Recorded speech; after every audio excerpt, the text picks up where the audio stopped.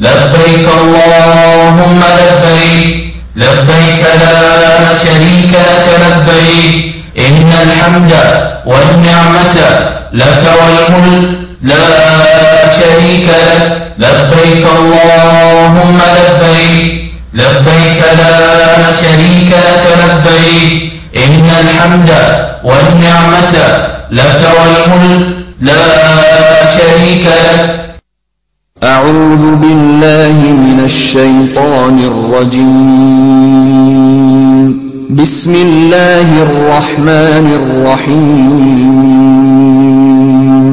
إن أول بيت وضع للناس للذي ببكة مباركا وهدى للعالمين فيه آيات بينات مقام إبراهيم ومن دخله كان آمنا ولله على الناس حج البيت من استطاع إليه سبيلا ومن كفر فإن الله غني عن العالمين.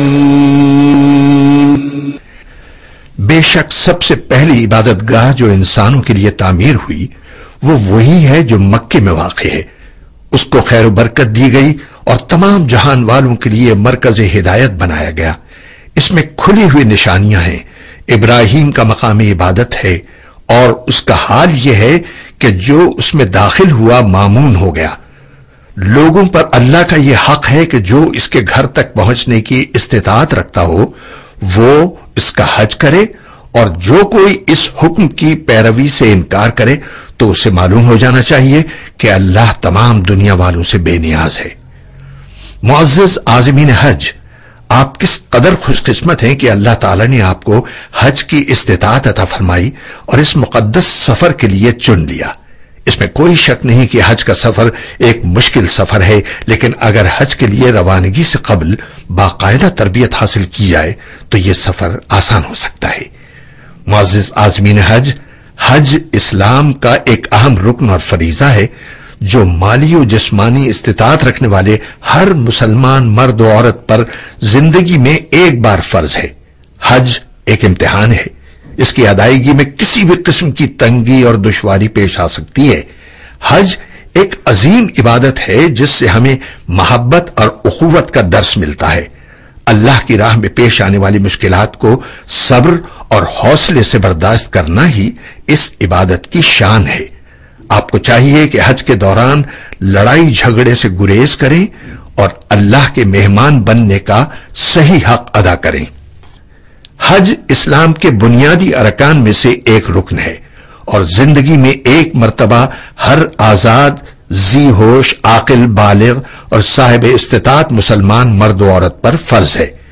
حج ہر مسلمان کی تمنا اور زندگی کا بلند ترین نصب العین ہے. حج کی 3 اقسام ہیں: حج افراد، حج قران اور حج تمتع. حج افراد اس طریقے کو کہتے ہیں جس میں عازم حج احرام باندھتے وقت صرف حج کی نیت کرے. اس دوران عازم حج عمرہ ادا نہیں کر سکتا بلکہ صرف فریضہ حج ہی ادا کر سکتا ہے. حج قران وہ طریقہ ہے جس میں عازم حج میقات یا میقات سے پہلے عمرے اور حج کا ایک ساتھ احرام باندھے اور عمرہ و حج کی ایک ساتھ نیت کر کے عمرے کے بعد نہ احرام کھولے نہ بال کٹوائے اور پھر اسی احرام میں مناسک حج ادا کرے. حج تمتع وہ طریقہ ہے جس میں حج کے مہینے میں میقات یا میقات سے پہلے احرام باندھ کر عمرے کی نیت کی جائے اور عمرہ ادا کرنے کے بعد بال کٹوا کر احرام کھول دیا جائے. پھر عازم حج 7 یا 8 ذی الحجہ کو مکے سے احرام باندھ کر حج کی نیت کرے. پاکستانی حجات کی اکثریت حج تمتع کی نیت کرتی ہے. حج تمتع کرنے والے عازم حج کو مکۃ المکرمہ پہنچ کر سب سے پہلے عمرہ ادا کرنا ہوتا ہے جس کے لیے احرام میقات یا اس سے پہلے باندھا جاتا ہے. میقات سے مراد وہ مقامات ہیں جہاں پہنچ کر احرام باندھنا واجب ہے. ان میقات کا تعین اللہ کے رسول صلی اللہ علیہ وآلہ وسلم نے خود فرمایا ہے۔ میقات 5 ہیں: ذوالحلیفہ، جحفہ، قرن المنازل، یلملم اور ذات عرق۔ ذوالحلیفہ یہ مدینہ منورہ کی طرف سے مکہ مکرمہ آنے والوں کے لیے ہے۔ آج کل یہ مقام ابیار علی کے نام سے مشہور ہے۔ جحفہ یہ شام کی طرف سے مکہ المکرمہ آنے والوں کے لیے ہے اور مدینہ منورہ کے راستے کی مشہور منزل رابغ کے قریب ہے۔ قرن المنازل نجد کی طرف سے آنے والوں کے لیے ہے۔ آج کل یہ مقام السین الکبیر کے نام سے جانا جاتا ہے۔ یلملم یمن کی طرف سے آنے والوں کے لیے ہے، جو آج کل السعودیہ کے نام سے مشہور ہے۔ پاکستان کے لیے یہی میقات ہے۔ ذات عرق یہ عراق کی طرف سے آنے والوں کے لیے میقات ہے۔ اگر کوئی شخص احرام باندھے بغیر میقات سے گزر جائے تو اس کے لیے ضروری ہے کہ واپس اپنے میقات پر جا کر احرام باندھے۔ ایسا نہ کرنے کی صورت میں اس پر دم واجب ہوگا، جس کے لیے اسے حدود حرم میں بکرا یا دمبا ذبح کروا کر فقراء مکہ میں تقسیم کرنا ہوگا۔ حج تمتع کرنے کا طریقہ یہ ہے۔ احرام باندھنے کا طریقہ: احرام باندھنے سے قبل غیر ضروری بال اور ناخن کاٹ لیں اور غسل کر لیں۔ اگر حاجی کیمپ یا ایئرپورٹ سے احرام باندھنا ہو تو دوبارہ غسل کرنے کے بجائے صرف وضو کر لیں۔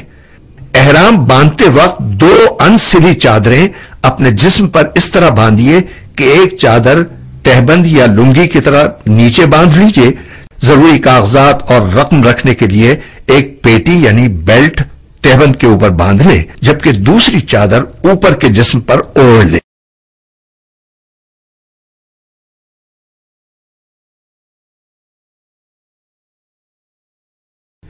اور پاؤں میں ہوائی چپل یا ایسی سینڈل یا جوتا پہن لیں جس سے پاؤں کی اٹھی ہوئی ہڈی کھلی رہے۔ خواتین روزمرہ کے لباس ہی پہنیں، جبکہ سر پر ایسا اسکارف پہن لیں جس سے چہرہ نہ ڈھکے جبکہ بال ڈھکے ہوئے ہوں، یا پھر چہرے کا نقاب اس طرح ہو کہ چہرے پر چادر نہ لگے۔ باقی لباس اور جسم کو ڈھانپنے کے لیے عبایا یا برقع استعمال کریں۔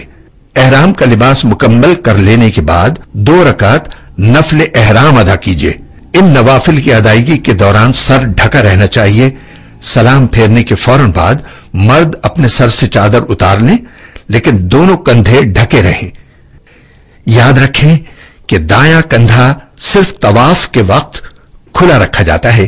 سر سے چادر اتارنے کے بعد عمرے کی نیت کریں۔ خواتین سر ڈھانپ کر رکھیں۔ عمرے کی نیت اگر عربی میں آتی ہے تو ٹھیک، ورنہ کسی بھی زبان میں کی جا سکتی ہے۔ اللہم انی ارید العمرۃ فیسرہ لی وتقبلہ منی۔ اے اللہ، میں عمرے کا ارادہ کرتا ہوں، اس کو میرے لیے آسان فرما دیجئے اور قبول فرما لیجئے۔ مرد حضرات نیت کرنے کے بعد اونچی آواز میں 3 بار تلبیہ پڑھیں، جبکہ خواتین تلبیہ آہستہ پڑھیں۔ لبیک اللہم لبیک لبیک لا شریک لک لبیک ان الحمد والنعمت لک والملک لا شریک لک۔ میں حاضر ہوں، یا اللہ میں حاضر ہوں، میں حاضر ہوں، تیرا کوئی شریک نہیں، میں حاضر ہوں، بے شک تمام تعریفیں اور نعمتیں تیرے لیے ہیں اور ملک بھی تیرا کوئی شریک نہیں۔ یہ ضروری نہیں کہ نیت احرام کی چادریں پہننے کے فوراً بعد گھر یا ایئرپورٹ پر کی جائے۔ آپ دوران سفر ہوائی جہاز پر بھی نیت کر سکتے ہیں، کیونکہ جہاز پر میقات کی آمد سے پہلے اعلان کیا جاتا ہے۔ اب آپ حالت احرام میں ہیں اور احرام کی پابندیاں آپ پر لازم ہو چکی ہیں۔ احرام کی حالت میں یہ باتیں حرام ہیں: خوشبو لگانا، مرد کو سلے ہوئے کپڑے پہننا، ناخن کاٹنا، حجامت کروانا یا کوئی بال توڑنا، البتہ جو بال یا ناخن خود سے گر جائے اس پر کوئی دم یا فدیہ نہیں۔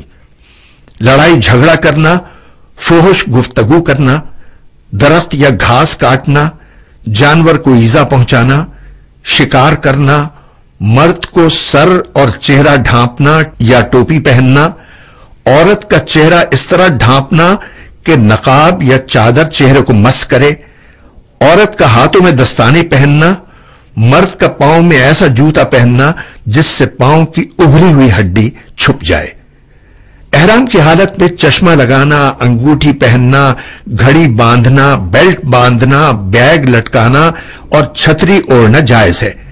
احرام اگر گندا ہو جائے تو اسے دھویا اور تبدیل کیا جا سکتا ہے۔ اس سلسلے میں مزید معلومات تربیتی پروگراموں میں شرکت کر کے حاصل کیجیے۔ مسجد حرام میں داخل ہوتے وقت پہلے اپنا دایاں پاؤں اندر رکھیں اور پھر مسجد میں داخل ہونے کی دعا پڑھیں۔ بسم اللہ والصلاة والسلام علی رسول اللہ، اللہم افتح لی ابواب رحمتک۔ اللہ کے نام کے ساتھ اور درود و سلام ہو رسول اللہ پر، اے اللہ ہمارے لیے اپنی رحمت کے دروازے کھول دے۔ حرم شریف پہنچ کر جب آپ کی نگاہ کعبۃ اللہ پر پڑے تو اپنی نظریں وہیں جما دیں اور یہ پڑھیں، اللہ اکبر اللہ اکبر اللہ اکبر لا الہ الا اللہ واللہ اکبر۔ اللہ سب سے بڑا ہے، اللہ سب سے بڑا ہے، اللہ سب سے بڑا ہے، اللہ کے سوا کوئی معبود نہیں اور اللہ سب سے بڑا ہے۔ اس کے بعد یہ دعا پڑھیں،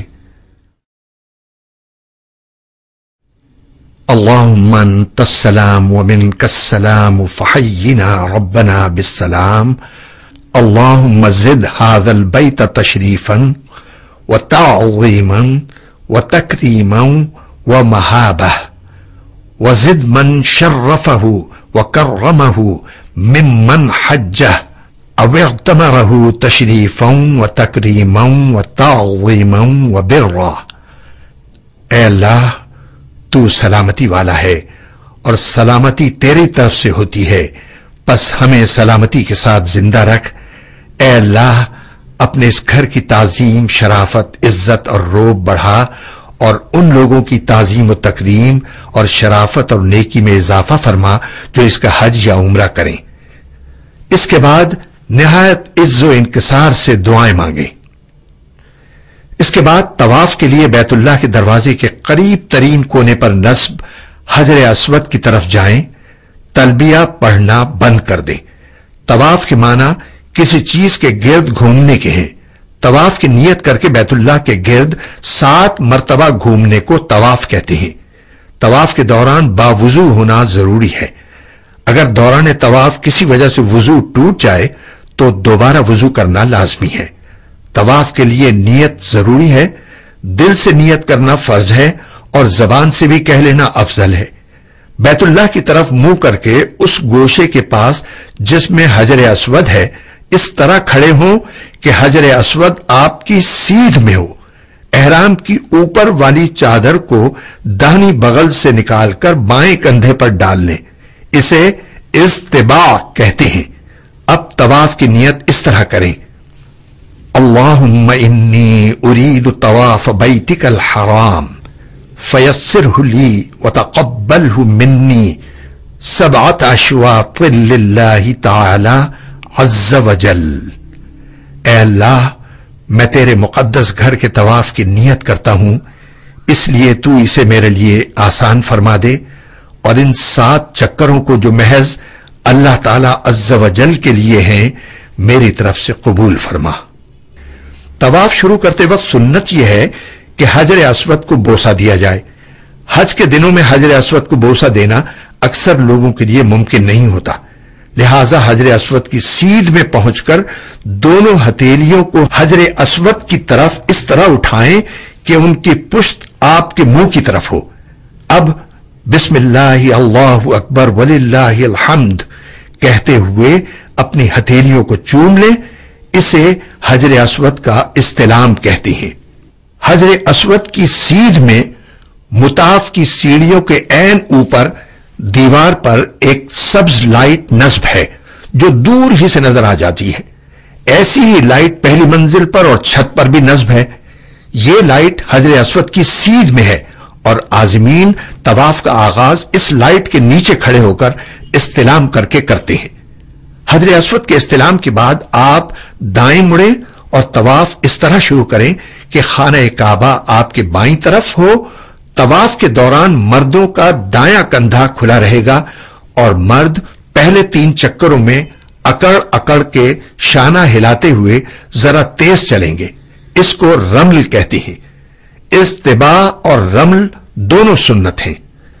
طواف کے دوران خشوع و خضوع سے دعائیں پڑھتے رہیں، جو بھی دعا یاد ہو پڑھ سکتے ہیں، ورنہ رکن یمانی تک تیسرے کلمے کا ورد کرتے رہیں۔ سبحان اللہ والحمد للہ ولا الہ الا اللہ واللہ اکبر ولا حول ولا قوت الا باللہ العلی العظیم۔ اللہ تعالیٰ پاک ہے اور سب تعریفیں اللہ ہی کے لیے ہیں، اور اللہ کے سوا کوئی عبادت کے لائق نہیں، اور اللہ سب سے بڑا ہے، اور گناہوں سے بچنے کی طاقت اور عبادت کی قوت اللہ ہی کی طرف سے ہے، جو بزرگی والا عظمت والا ہے۔ رکن یمانی کے پاس پہنچ کر اگر ممکن ہو تو اسے دائیں ہاتھ سے چھو لیں، بوسہ دینے کی ضرورت نہیں۔ اگر ہاتھ لگانا مشکل ہو تو اس کی طرف بغیر اشارہ کیے گزر جائیں اور طواف کو جاری رکھیں۔ رکن یمانی سے حجر اسود کے درمیان یہ دعا پڑھیں: ربنا آتنا فی الدنیا حسنۃ وفی الآخرۃ حسنۃ وقنا عذاب النار۔ اے ہمارے پروردگار، ہمیں دنیا میں بھی بھلائی عطا فرما اور آخرت میں بھی بھلائی دے، اور ہم کو دوزخ کے عذاب سے بچا۔ جب لوٹ کر حجر اسود کی سیدھ میں پہنچے تو پھر بسم اللہ اللہ اکبر کہہ کر استلام کریں۔ اس طرح طواف کا پہلا چکر مکمل ہو گیا۔ اب اس طرح باقی 6 چکر حجر اسود سے شروع کر کے حجر اسود پر ہی مکمل کریں۔ طواف کے دوران استلام کے سوا بیت اللہ کی طرف اپنا رخ سینے اور پشت کو قصدن نہ کریں، صرف سیدھ میں دیکھیں۔ غیر ضروری گفتگو سے مکمل اجتناب کریں۔ کسی چکر کا شمار یاد نہ رہے تو اضافی چکر لگا کر تعداد کو پورا کر لیں۔ 7 چکر مکمل کرنے کے بعد 8ویں مرتبہ حجر اسود کا استلام کریں۔ اس طرح آپ کا طواف مکمل ہو گیا۔ طواف کے بعد دونوں کندھے ڈھانپ کر ملتزم پر حاضری دیں۔ بیت اللہ کی دیوار کا وہ حصہ جو حجر اسود اور بیت اللہ کے دروازے کے درمیان ہے ملتزم کہلاتا ہے۔ یہ دعائیں قبول ہونے کی جگہ ہے۔ یہاں اگر ممکن ہو تو دیوار کعبہ پر اپنے دونوں ہاتھ سر کے اوپر سیدھے بچھا دیں اور اپنا سینہ دیوار سے ملا دیں، اور رخسار کو بھی دیوار پر رکھیں اور خوب رو رو کر دعا مانگیں۔ اگر ہجوم کی وجہ سے ملتزم پر دعائیں مانگنے کا موقع نہ ملے تو اس کے رخ پر دور کھڑے ہو کر خوب دعائیں مانگیں۔ اس کے بعد سر ڈھانپے بغیر مقام ابراہیم کے پیچھے 2 رکعت نماز واجب الطواف ادا کریں۔ اگر مقام ابراہیم کے پیچھے جگہ نہ ملے تو مطاف میں یا مسجد حرام میں جہاں جگہ ملے وہاں نماز ادا کریں اور خشوع و خضوع سے دعائیں مانگیے۔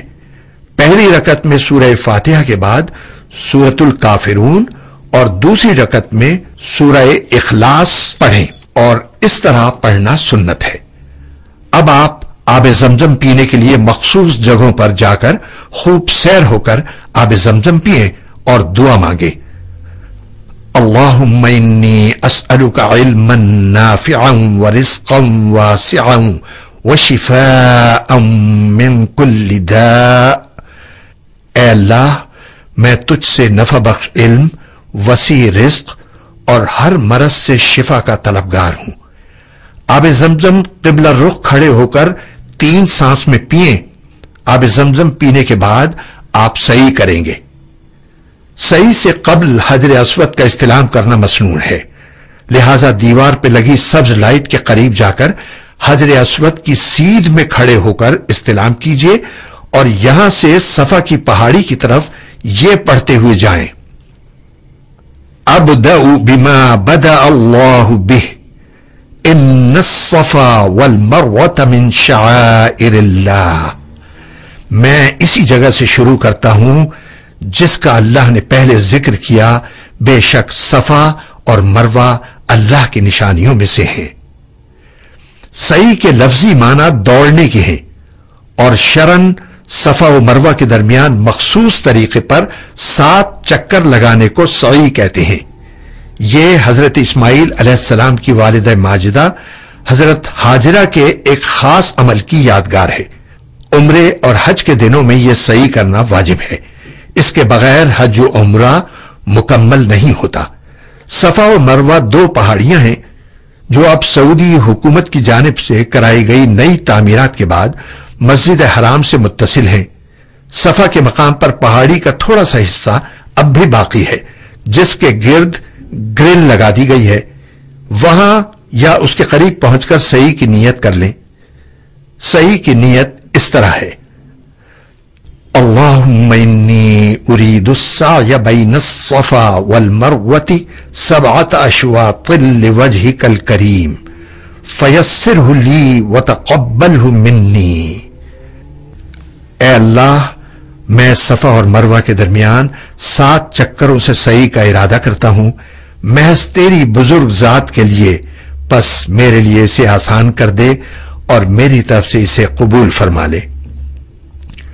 یہ نیت دل میں کرنا کافی ہے، مگر ساتھ ساتھ زبان سے کہنا افضل ہے۔ پھر قبلہ رخ ہو کر دونوں ہاتھ اس طرح اٹھائیں جیسے دعا میں اٹھائے جاتے ہیں۔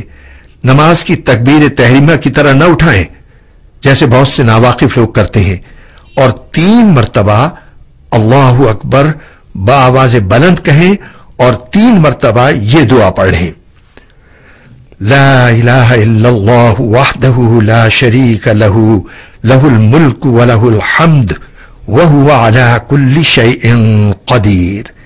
لا الہ الا اللہ وحدہ انجز وعدہ ونصر عبدہ وہزم الاحزاب وحدہ۔ اللہ کے سوا کوئی معبود نہیں، وہ تنہا ہے، اس کا کوئی شریک نہیں، اسی کی حکومت اور اسی کے لیے حمد ہے، اور وہ ہر چیز پر قادر ہے۔ اللہ کے سوا کوئی معبود نہیں، وہ تنہا ہے، اس نے اپنا وعدہ پورا فرمایا اور اپنے بندے کی مدد فرمائی، اور صرف تنہا اسی نے دشمنوں کی جماعتوں کو شکست دی۔ خشوع و خضوع سے دعا مانگیں، یہ قبولیت دعا کا مقام ہے۔ پھر دعائیں پڑھتے ہوئے صفا سے مروہ کی طرف چلنا شروع کریں۔ سعی کے راستے میں 2 ستونوں کے درمیان سبز لائٹیں نصب ہیں جن کے درمیان مرد حضرات دوڑیں گے یا تیز چلیں گے، جبکہ خواتین معمول کی رفتار سے چلیں گی۔ مروہ پر پہنچ کر کعبۃ اللہ کی طرف دونوں ہاتھ دعا کی طرح اٹھاتے ہوئے وہی عمل دہرائیں جو صفا پر کیا تھا۔ اس طرح سعی کا 1 چکر مکمل ہو گیا۔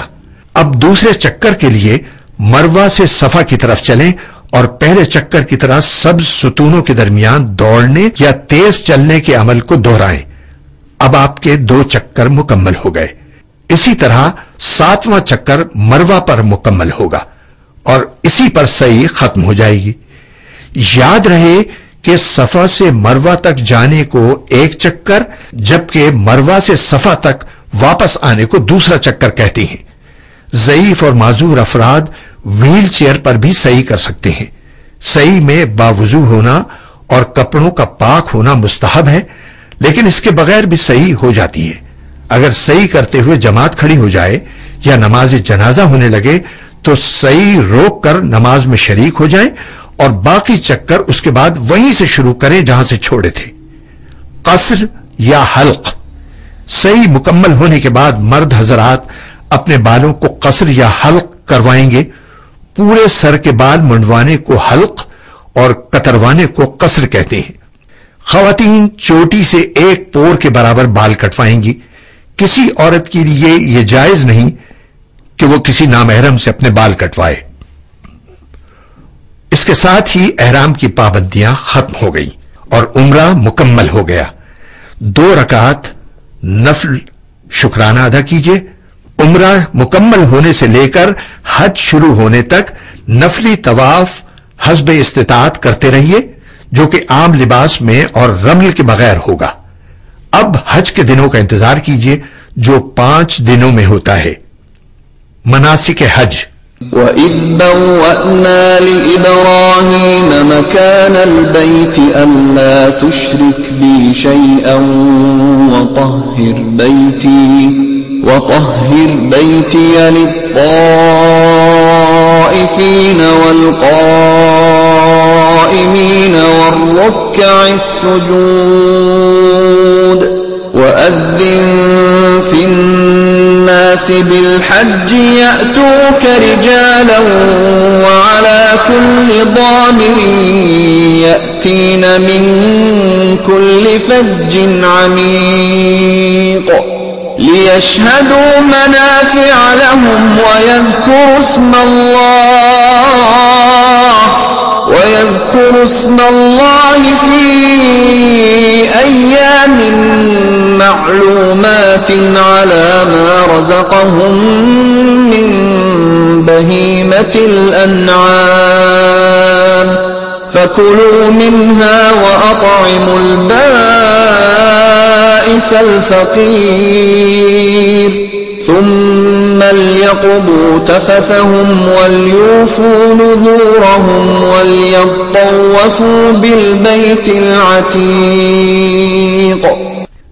یاد کرو وہ وقت جبکہ ہم نے ابراہیم کے لیے اس گھر یعنی خانہ کعبہ کی جگہ تجویز کی تھی، اس ہدایت کے ساتھ کہ میرے ساتھ کسی چیز کو شریک نہ کرو، اور میرے گھر کو طواف کرنے والوں اور قیام و رکوع و سجود کرنے والوں کے لیے پاک رکھو، اور لوگوں کو حج کے لیے اذن عام دے دو کہ وہ تمہارے پاس ہر دور دراز مقام سے پیدل اور اونٹوں پر سوار ہو کر آئیں تاکہ وہ فائدے دیکھیں جو یہاں ان کے لیے رکھے گئے ہیں، اور چند مقرر دنوں میں ان جانوروں پر اللہ کا نام لیں جو اس نے انہیں بخشے ہیں، خود بھی کھائیں اور تنگ دست محتاج کو بھی دیں، پھر اپنا میل کچیل دور کریں اور اپنی نظریں پوری کریں اور اس قدیم گھر کا طواف کریں۔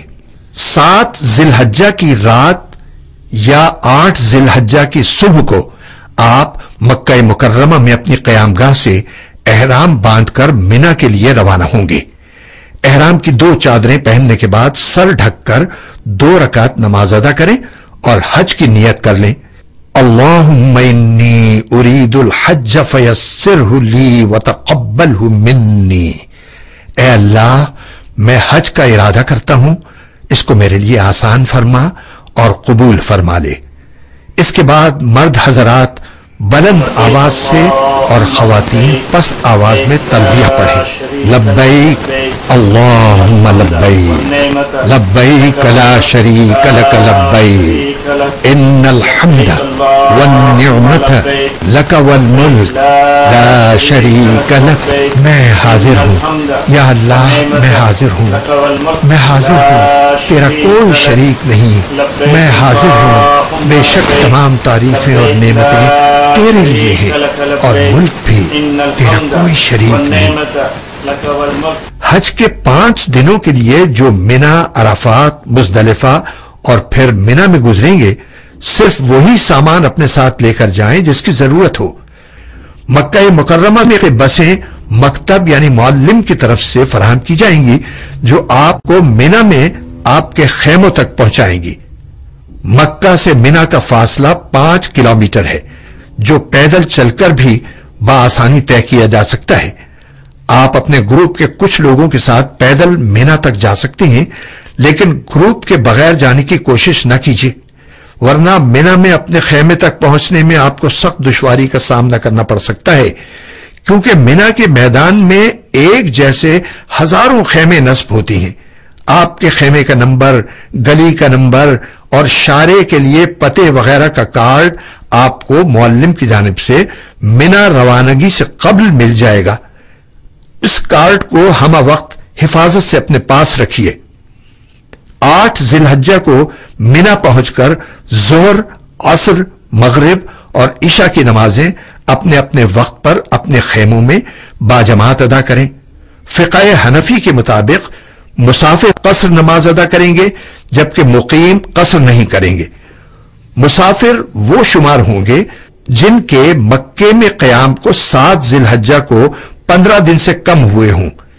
یاد رکھیں کہ حج ایک عظیم عبادت اور امت مسلمہ کے اتفاق و اتحاد کی علامت ہے، لہذا حج کے دوران خصوصاً منا، عرفات اور مزدلفہ میں نمازوں کے سلسلے میں بحث و مباحثے سے گریز کریں اور اپنی زندگی کے قیمتی لمحات ضائع نہ کریں، بس ذکر الہی کرتے رہیں، رات منا میں قیام کریں، دوسرے روز یعنی 9 ذی الحجہ کو نماز فجر ادا کرنے کے بعد مکتب کی فراہم کردہ بسوں میں عرفات کے لیے روانہ ہو جائیں۔ عرفات جاتے ہوئے تلبیہ، تکبیر، درود شریف اور دعائیں پڑھتے ہوئے جائیں۔ یاد رکھیں 9 ذی الحجہ کو فجر کی نماز کے بعد سے 13 ذی الحجہ کی نماز عصر تک تمام فرض نمازوں کے بعد تکبیرات تشریق پڑھنا مستحب ہے۔ تکبیر کے بعد تلبیہ بھی پڑھنا چاہیے۔ مرد حضرات بآواز بلند جبکہ خواتین آہستہ پڑھیں گی۔ اللہ اکبر، اللہ اکبر، لا الہ الا اللہ واللہ اکبر، اللہ اکبر وللہ الحمد۔ وقوف عرفات کا وقت زوال آفتاب سے شروع ہو جاتا ہے۔ عرفات میں ظہر اور عصر کی نمازوں کو ظہر کے وقت میں جمع کر کے قصر پڑھنا سنت ہے، مگر شرط یہ ہے کہ حج کا احرام باندھے ہوئے ہوں اور امام المسلمین یا اس کے نمائندے کی اقتداء میں نماز پڑھی جائے۔ مسجد نمرہ میں ایسے ہی امام نماز پڑھاتی ہیں، لہذا جو لوگ مسجد نمرہ میں نماز ادا کریں وہ قصر پڑھیں، اور جو مرد و خواتین اپنے خیموں میں ہوں انہیں چاہیے کہ ظہر اور عصر کی نمازیں اپنے اپنے وقت پر ادا کریں۔ اگر مقیم ہوں یعنی مکے میں قیام کو 7 ذی الحجہ کو 15 دن ہو چکے ہوں تو قصر نہ پڑھیں بلکہ پوری نماز ادا کریں۔ یہ نہ صرف امام ابو حنیفہ بلکہ امام ابو یوسف، امام محمد اور بعد کے تمام حنفی فقہا کا متفقہ فتویٰ ہے۔ وقوف عرفات کے دوران یہ بات ضرور یاد رکھیں کہ یہی وہ مقام ہے جہاں جبل رحمت کے قریب قصوہ نامی اونٹنی پر سوار ہو کر سرکار دو عالم حضرت محمد مصطفیٰ صلی اللہ علیہ وآلہ وسلم نے نماز ظہر سے قبل ایک عظیم الشان فصیح و بلیغ خطبہ ارشاد فرمایا تھا، جسے خطبہ حجۃ الوداع کہا جاتا ہے، اور جو رہتی دنیا تک کے لیے انسانیت کا ایک عظیم ترین منشور ہے۔ سرکار دو عالم صلی اللہ علیہ وسلم نے فرمایا تھا، اللہ کے بندو، میں تمہیں اللہ کے تقوی کی نصیحت کرتا ہوں اور اسی کی اطاعت پر ابھارتا ہوں، اور جو خیر کی بات ہے اس سے شروع کرتا ہوں۔ اے لوگو، بے شک تمہارا رب ایک ہے اور تمہارا باپ ایک ہے، تم سب آدم کی اولاد ہو اور آدم مٹی سے پیدا کیے گئے۔ کسی عربی کو عجمی پر اور کسی عجمی کو عربی پر اور کسی گورے کو کالے پر اور کسی کالے کو گورے پر کوئی فضیلت نہیں سوائے تقوی کے۔ بلا شبہ اللہ تعالیٰ کے نزدیک تم میں سے زیادہ عزت والا وہ ہے جو تم میں زیادہ متقی ہے۔ اور میں تمہارے درمیان ایسی چیز چھوڑے جاتا ہوں کہ اگر تم اسے مضبوطی سے تھامے رہو تو اس کے بعد کبھی گمراہ نہ ہوگے، اور وہ اللہ کی کتاب اور اس کے نبی کا طریقہ ہے۔ اے لوگو، تم عورتوں کے بارے میں اللہ تعالیٰ عز و جل سے ڈرتے رہو، کیونکہ تم نے ان کو اللہ تعالیٰ کی امان سے لیا ہے۔ اللہ تعالیٰ کے راستے میں شام کو نکلنا دنیا اور ان تمام چیزوں سے بہتر ہے جو اس میں ہیں، اور اللہ تعالیٰ کی راہ میں صبح کو نکلنا دنیا اور ان تمام چیزوں سے بہتر ہے جو اس میں ہیں۔ بلا شبہ مومن کی عزت، مال اور جان دوسرے مومن پر اسی طرح حرام ہیں جیسے آج کے دن کی حرمت۔ اللہ تعالیٰ کے ساتھ کسی کو شریک نہ کرو، کسی کو ناحق قتل نہ کرو، زنا نہ کرو اور چوری نہ کرو۔ اے لوگو، تم اپنے حج کا طریقہ مجھ سے سیکھ لو، کیونکہ شاید میں اس سال کے بعد حج نہ کر سکوں۔ غروب آفتاب سے قبل تک عرفات کے میدان میں قیام ضروری ہے۔ عصر سے غروب آفتاب تک کا وقت آپ کے حج کا نہایت قیمتی وقت ہے۔ قبلہ رخ کھڑے ہو کر استغفار کریں اور دعائیں مانگیے۔ یہ وقوف عرفہ ہے جو حج کا اہم ترین رکن ہے۔ رسول اکرم صلی اللہ علیہ وآلہ وسلم کا ارشاد گرامی ہے، الحج عرفہ وقوف عرفات حج ہے۔ یاد رکھیں کہ اگر کوئی شخص وقوف عرفہ کے وقت میدان عرفات میں نہیں ٹھہرا تو اس کا حج نہیں ہوگا، اس کا ازالہ فدیہ یا دم دے کر نہیں کیا جا سکتا۔ مزدلفہ، غروب آفتاب کے بعد مزدلفہ کی جانب روانگی ہوگی۔ مزدلفہ جانے کے لیے مکتب بسیں فراہم کرے گا۔ عرفات سے مزدلفہ کا فاصلہ تقریباً 6.5 کلومیٹر ہے۔ لاکھوں حجاج پیدل چل کر بھی مزدلفہ جاتے ہیں۔ عرفات میں مغرب کی نماز پڑھے بغیر مزدلفہ کے لیے روانہ ہوں۔ مزدلفہ پہنچ کر مغرب اور عشاء کی نمازیں ایک ساتھ یعنی ایک اذان اور ایک اقامت سے پڑھی جائیں گی۔ ایسا کرنا واجب ہے۔ نماز مغرب سے پہلے ایک بار اذان اور اقامت ہوگی۔ عشاء کی نماز کے لیے الگ سے اذان اور اقامت نہیں ہوگی۔ مغرب کے فرض کے فوراً بعد عشاء کے فرض پڑھیں۔ مغرب کی سنتیں، عشاء کی سنت اور وتر بعد میں پڑھیں۔ مسافر ہوں تو قصر کریں۔ نمازوں کی ادائیگی کے بعد کچھ دیر آرام کر لیں۔ مزدلفہ میں جمرات کو مارنے کے لیے کنکریاں جمع کرنا ہوں گی۔ ہر حاجی کم از کم 70 کنکریاں چن لے جو بڑے چنے کے برابر ہوں۔ کنکریاں حدود حرم میں کہیں سے بھی جمع کی جا سکتی ہیں۔ مزدلفہ میں سعودی حکومت نے عازمین حج کو آسانی فراہم کرنے کے لیے تھیلیوں میں کنکریاں فراہم کرنے کا بندوبست کر دیا ہے۔ آپ اس مقصد کے لیے بنائے گئے مخصوص کاؤنٹرز سے یہ تھیلیاں حاصل کر سکتے ہیں۔ 10 ذی الحجہ کو فجر کی نماز مزدلفہ میں باجماعت ادا کریں۔ اس کے بعد تھوڑی دیر وقوف مزدلفہ کریں اور دعائیں مانگیں۔ وقوف مزدلفہ واجب ہے، لیکن عورتیں، بہت بوڑھے، ضعیف اور بیمار مرد اگر یہ وقوف ترک کر دیں اور صبح صادق سے پہلے ہی منا چلے جائیں تو یہ جائز ہے اور اس کا کوئی کفارہ یا دم نہیں ہوگا۔ وقوف کے بعد منا کی طرف روانگی ہوگی۔ مزدلفہ سے منا کا فاصلہ 1 کلومیٹر ہے، لہذا اس سفر کو عازمین حج پیدل ہی طے کرتے ہیں۔ منا پہنچ کر اپنا سامان اپنے خیموں میں رکھ دیں اور کچھ دیر آرام کر لیں۔ آج حج کے کئی فرائض اور واجبات ادا کرنے ہیں، اس لیے حجاج سے نماز عید معاف کر دی گئی ہے۔ آج کے دن پہلا کام بڑے جمرے کو 7 کنکریاں مارنا ہے۔ سعودی حکومت نے حجاج کرام کے تحفظ اور سلامتی کو یقینی بنانے کے لیے جمرات یعنی کنکریاں مارنے کی جگہ کو اثر نو تعمیر کیا ہے اور اس مقام پر 5 منزلہ عظیم الشان اور وسیع و عریض تعمیراتی کمپلیکس بنا دیا ہے تاکہ حجاج کرام سہولت کے ساتھ کنکریاں مار سکیں۔ اس سلسلے میں سعودی حکومت نے یہ ہدایات بھی جاری کی ہے۔ حجاج کرام کو جمرات پر کنکریاں مارنے کے لیے گروپوں کی شکل میں بھیجا جاتا ہے۔ کنکریاں مارنے کے اوقات اور گروپ کے لیے متعین راستہ مکتب یعنی معلم اپنے حجاج کرام کو بتائے گا۔ تمام عازمین اسی نظام الاوقات کے مطابق کنکریاں مارنے کے لیے جائیں تاکہ کوئی ناخوشگوار واقعہ پیش نہ آئے۔ جمرات پر کنکریاں مارنے کے لیے چھوٹے بچوں کو ساتھ لے کر نہ جائیں۔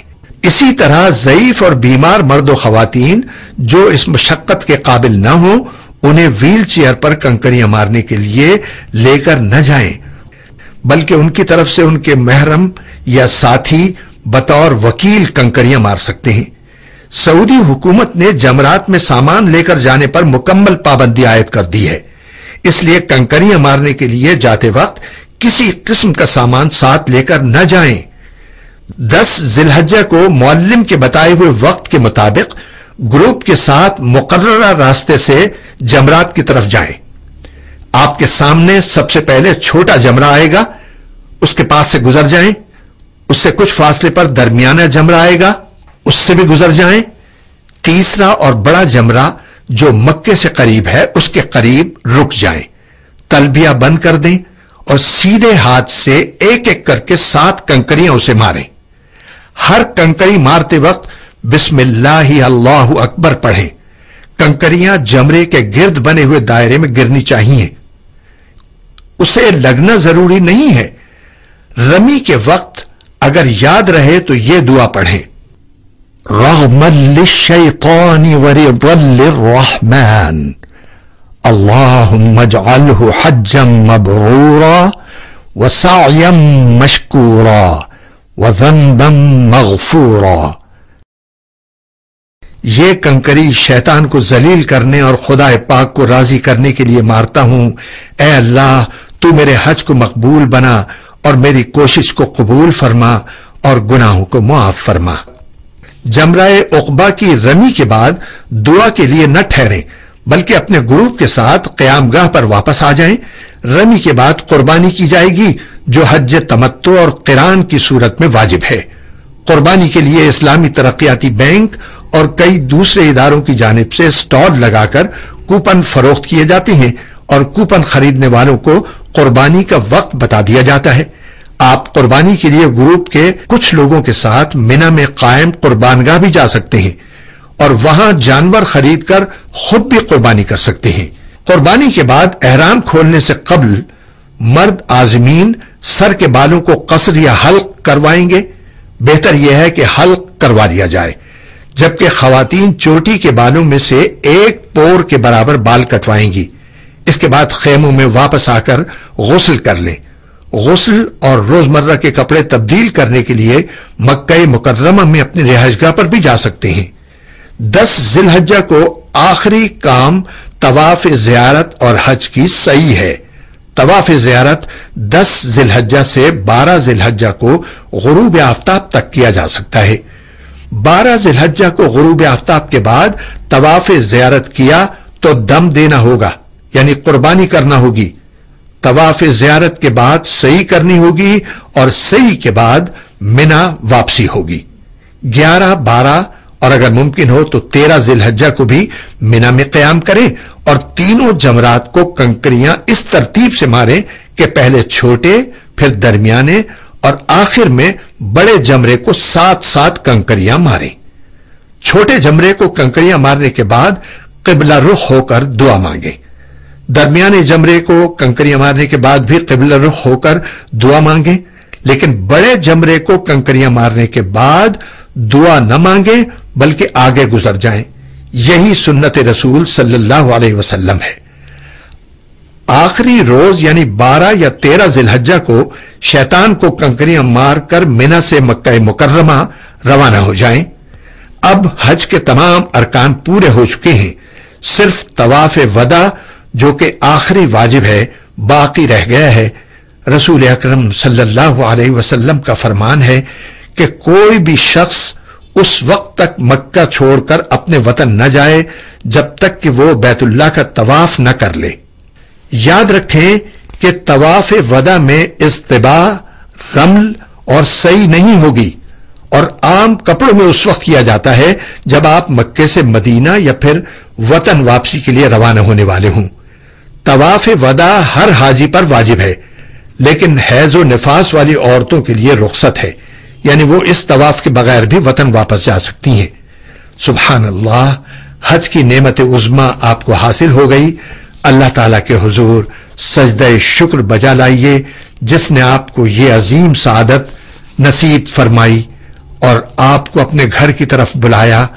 اس بات کو لازم کیجئے کہ وطن واپس جا کر آپ کی زندگی میں حج کی عظیم عبادت کی جھلک نظر آئے اور آپ کے روز و شب اور دنیاوی و دینی معاملات میں واضح فرق نظر آئے۔ حج صرف ایک عبادت ہی نہیں بلکہ دنیا بھر کے مسلمانوں کے درمیان اخوت و محبت اور اتحاد و یکجہتی کا عظیم مظاہرہ بھی ہے۔ کوشش کریں کہ نسلی، لسانی اور علاقائی تعصبات کو چھوڑ کر صرف اور صرف امت مسلمہ کے رکن کی حیثیت سے زندگی گزاریں۔ یہی حج کا اصل پیغام ہے۔ زیارت مدینہ۔ ان اللہ وملائکتہ یصلون علی النبی یا ایہا الذین آمنوا صلوا علیہ وسلموا تسلیما۔ سفر حج اگرچہ مکہ مکرمہ کی حاضری اور مناسک حج ادا کرنے کے بعد مکمل ہو جاتا ہے، لیکن حج سے پہلے یا بعد میں اگر مدینہ منورہ کی حاضری نہ ہو تو یہ سفر ناتمام اور نامکمل شمار ہوتا ہے، کیونکہ مکے کی حاضری عبادت کی تکمیل ہوتی ہے اور مدینہ منورہ کی حاضری محبت کی تکمیل ہوتی ہے۔ اس لیے ایک مسلمان کے ایمان کا تقاضا ہے کہ جب وہ سفر حج کرے تو اس سفر میں رسول اللہ صلی اللہ علیہ وآلہ وسلم کے روضہ اقدس پر حاضری دے کر صلاۃ و سلام پیش کرے اور مسجد نبوی میں نمازیں ادا کرے۔ آپ اپنے گروپ کے ساتھ مدینے کے سفر پر روانہ ہوں۔ روانگی کا شیڈول معلم بتائے گا اور سفر کے لیے بسوں کا انتظام بھی کرے گا۔ راستے میں کثرت سے درود شریف کا ورد کریں۔ اللہم صلی علی محمد وعلی آل محمد کما صلیت علی ابراہیم وعلی آل ابراہیم انک حمید مجید۔ اللہم بارک علی محمد وعلی آل محمد کما بارکت علی ابراہیم وعلی آل ابراہیم انک حمید مجید۔ مدینہ منورہ پہنچ کر اپنا سامان اپنے رہائش گاہ پر رکھ دیں، غسل کر کے صاف ستھرے کپڑے پہن لیں اور نہایت ادب و احترام کے ساتھ درود شریف کا ورد کرتے ہوئے مسجد نبوی کی طرف روانہ ہوں۔ مسجد نبوی ان 3 مقامات میں سے ہے جن کی زیارت اجر و ثواب کی نیت سے کرنا صحیح احادیث سے ثابت ہے۔ رسول اکرم صلی اللہ علیہ وسلم نے فرمایا 3 مسجدوں کے سوا کہیں بغرض تقرب اللہ سفر کر کے نہیں جایا جا سکتا، مسجد حرام، میری مسجد اور مسجد اقصی۔ ایک اور حدیث میں اللہ کے رسول صلی اللہ علیہ وسلم نے فرمایا میری مسجد میں ایک نماز دوسری مساجد میں 1000 نمازوں سے افضل ہے، سوائے مسجد حرام کے، اور مسجد حرام میں ایک نماز دوسری مساجد میں 1,00,000 نمازوں سے افضل ہے۔ مسجد نبوی میں داخل ہوتے وقت یہ دعا پڑھے، بسم اللہ والصلاة والسلام علی رسول اللہ، اللہم افتح لی ابواب رحمتک۔ اللہ کے نام کے ساتھ اور درود و سلام ہو رسول اللہ پر، اے اللہ ہمارے لیے اپنی رحمت کے دروازے کھول دے۔ مسجد میں داخل ہو کر 2 رکعت تحیت المسجد ادا کریں۔ اگر نماز کا وقت ہو تو پہلے نماز باجماعت ادا کریں۔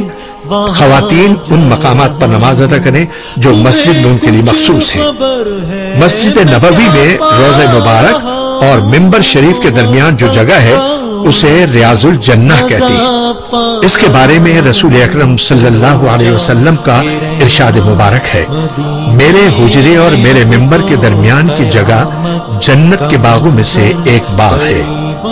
یوں تو مسجد نبوی کا کونا کونا انوار و برکات سے معمور ہے، لیکن یہ خاص حصہ رحمت و برکت کا بہت ہی اہم مرکز ہے، لہٰذا اگر دوسروں کو تکلیف پہنچائے بغیر اور کسی نمازی کے سامنے سے گزرے بغیر ریاض الجنہ میں جگہ مل جائے تو وہاں ضرور نماز ادا کریں۔ عموماً یہاں لوگوں کا ہجوم ہوتا ہے، لیکن اگر صبر و ضبط کا مظاہرہ کریں اور رات کو دیر سے وہاں جائیں تو بآسانی جگہ مل جاتی ہے۔ روضہ اقدس کی حاضری کے وقت بہت زیادہ ادب و احترام کا مظاہرہ کریں۔ روضہ اقدس کی جالیوں میں سنہرے دائرے بنے ہوئے ہیں، ان میں سے جو درمیان والا بڑا دائرہ ہے وہ رسول اللہ صلی اللہ علیہ وسلم کی قبر مبارک کے مقابل ہے۔ اس کے سامنے کھڑے ہو کر انتہائی عقیدت و محبت اور ادب و احترام کے ساتھ صلاۃ و سلام پیش کریں۔ الصلاۃ والسلام علیک یا رسول اللہ، الصلاۃ والسلام علیک یا حبیب اللہ، الصلاۃ والسلام علیک یا خیر خلق اللہ، الصلاۃ والسلام علیک یا سید الانبیاء والمرسلین، الصلاۃ والسلام علیک یا خاتم النبیین، الصلاۃ والسلام علیک یا شفیع المذنبین۔ حضور اقدس صلی اللہ علیہ وسلم کو صلاۃ و سلام پیش کرنے کے بعد داہنی طرف بڑھیں تو دوسرا چھوٹا دائرہ سیدنا حضرت ابو بکر صدیق رضی اللہ تعالی عنہ کی قبر مبارک کے سامنے ہے، ان کو بھی سلام پیش کیجیے۔ السلام علیک یا خلیفۃ الرسول اللہ، السلام علیک یا امیر المؤمنین، السلام علیک یا ثانی اثنین فی الغار، السلام علیک یا ابا بکر الصدیق رضی اللہ عنہ۔ اس کے بعد تھوڑا اور داہنی طرف بڑھیں تو تیسرا دائرہ سیدنا حضرت عمر بن خطاب رضی اللہ تعالی عنہ کی قبر مبارک کے سامنے ہے۔ ان کے بھی امت پر بڑے احسانات ہیں، ان کو بھی عقیدت سے سلام پیش کیجئے۔ السلام علیک یا خلیفۃ الرسول اللہ، السلام علیک یا امیر المؤمنین، السلام علیک یا ایھا الفاروق الاعظم، السلام علیک یا عمر بن الخطاب رضی اللہ عنہ۔ اس کے بعد قبلہ رخ کھڑے ہو کر خوب دعائیں مانگیں۔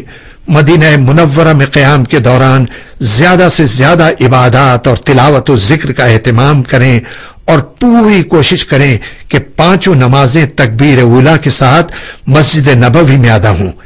یاد رکھیں یہ قیمتی لمحات انسان کی زندگی میں بار بار نہیں آتے، اور حرمین الشریفین کی حاضری اللہ تعالیٰ کے عظیم ترین احسانات میں سے ایک ہے۔ عموماً معلم کی طرف سے مدینے میں مختلف اہم مقامات کی زیارت کا بندوبست کیا جاتا ہے۔